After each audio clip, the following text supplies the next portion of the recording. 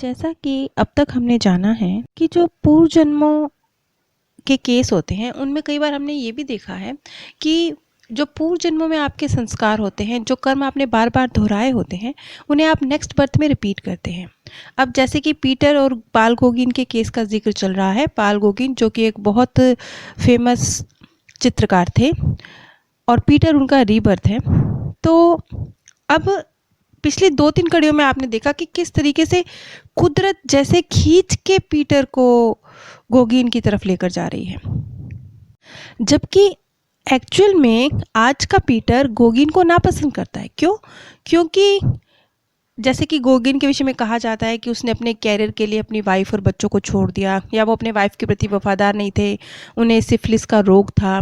तो इन सब बातों की वजह से वो कुछ पसंद नहीं करता था गोगिन की पर्सनैलिटी को, पीटर।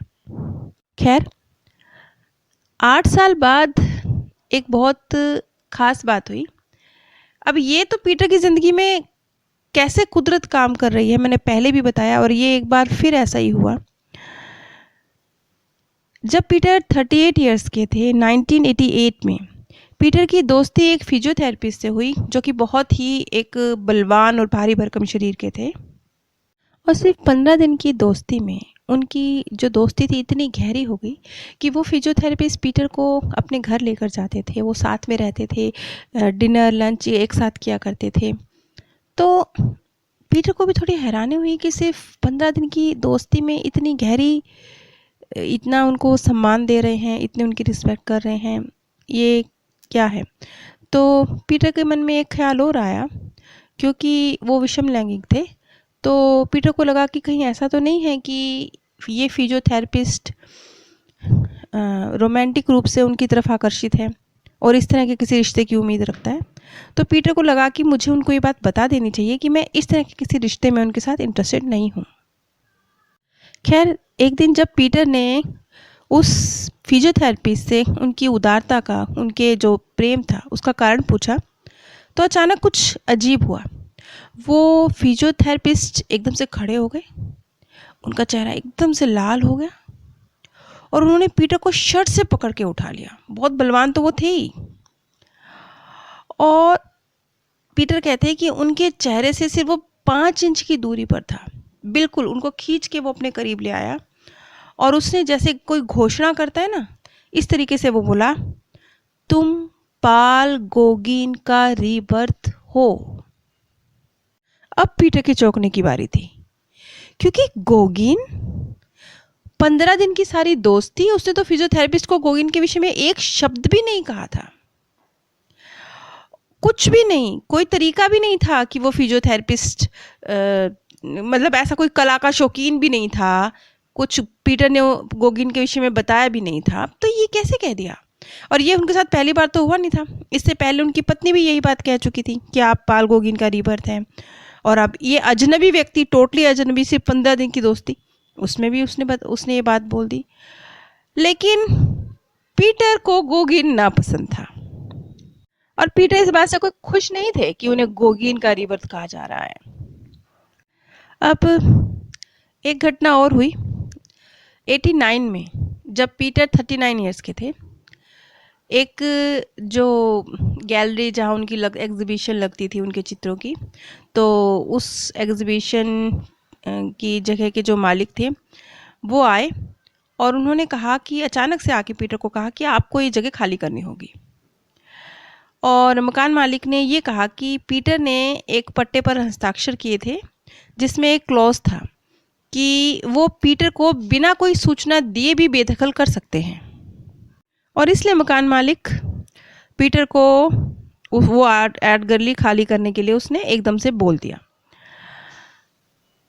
वो इसलिए क्योंकि उसे इसी जगह के लिए और बेहतर किराए का ऑफर हो रहा था। अब पीटर का कारोबार बंद होने की नौबत आ गई। सिर्फ इतना ही नहीं हुआ, पीटर इसी वक्त में 39 इयर्स के जब वो थे, तो वो एक लड़की के साथ डेट कर रहे थे, उसने भी उन्हें छोड़ दिया। और एक घटना और घटी, पीटर का एक एक्सीडेंट भी हो गया जिसमें उनकी कार तो पूरी तरह से ख़त्म हो गई। अब ये सब वो होने के बाद पीटर थोड़ा मतलब उन्हें लगा कि सब कुछ खो दिया, पत्नी नहीं, गर्लफ्रेंड भी चली गई, काम भी चला गया, कार भी ख़त्म हो गई। और वो ना एकदम से जैसे कह लीजिए कि बस वो अपनी खुद की ज़िंदगी ख़त्म करने पर आमादा हो गए। अब यहाँ पर एक बात नोटिस कीजिएगा, गोगिन ने भी ऐसा ही करने की कोशिश की थी, ये पैटर्न रिपीट हो रहा है। जैसे कि मैंने शुरू में ही कहा था कि आप जिन कर्मों को बार बार कर रहे हैं, जो संस्कार अपने अंदर डेवलप कर रहे हैं, उन्हें आप नेक्स्ट बर्थ में रिपीट करते हैं। तो बहुत सोच समझ कर अपने अंदर कोई भी संस्कार डेवलप कीजिए।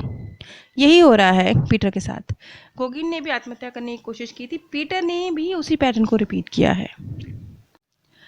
पीटर ने एक पिस्टल ली, एक शराब की बोतल ली और वो पहाड़ों की तरफ निकल गए। लेकिन सौभाग्य से पीटर शराबी तो थे नहीं, तो बस वो शराब के नशे में थे। उन्होंने उस रेगिस्तान में ही कुछ हवा में फायरिंग की और वो खुद को मारते इससे पहले वो बेहोश हो गए। अब यहाँ पर हम इस बात को समझेंगे कि ये पैटर्न दोहराया क्यों जाता है।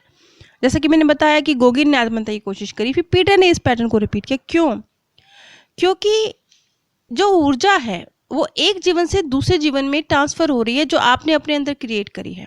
वो एक दृष्टिकोण है, वो ऊर्जा एक नज़रिया है ज़िंदगी को देखने का, जीने का, वो ट्रांसफ़र हो रहा है।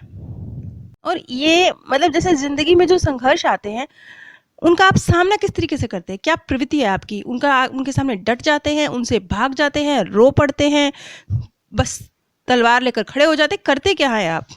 वो जो आपकी टेंडेंसी है ना जीवन की समस्याओं से जूझने की, वो पैटर्न रिपीट हो रहा है पीटर के साथ। अच्छा, यहाँ पर ना एक बहुत इंटरेस्टिंग चीज़ और नोटिस कीजिए आप, गोगिन और पीटर की ज़िंदगी का। आप नोटिस कीजिए कि दोनों ही अपने अपने बिजनेस में सही चल रहे थे और पैसा आ रहा था उनके पास। गोगिन को भी जब वो बिज़नेस कर रहे थे, उनके पास पैसा आ रहा था, सही चल रहा था बिज़नेस। दोनों को ही पता नहीं क्या सूझा, अपने चलते अच्छे बिज़नेस को बंद करके उन्होंने कला को चुना, ड्राइंग, उन्होंने पेंटिंग बनाने को चुना। ये दोनों की दिली इच्छा थी, उनका सपना था एक बेहतर पेंटर बनना। वो सपना उनको इस हद तक आगे ले गया कि अपना जमा जमाया बिजनेस दोनों ने छोड़ा और दोनों चल पड़े उस राह पर। दोनों ने ही अपनी वाइफ को भी छोड़ा, अपनी फैमिली से भी दोनों ही दूर हुए।